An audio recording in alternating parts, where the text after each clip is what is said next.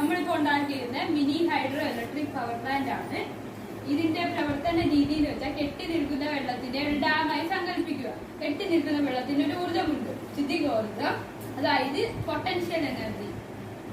കെട്ടി നിൽക്കുന്ന വെള്ളത്തിനെ PVC പൈപ്പ് വഴി ടർബൈനിൽ എത്തിക്കുമ്പോൾ അവിടെ ഒരു ഊർജ്ജം ഉണ്ടാവുന്നു, അതായത് ഗതികോർജ്ജം, അതായത് കൈനറ്റിക് എനർജി.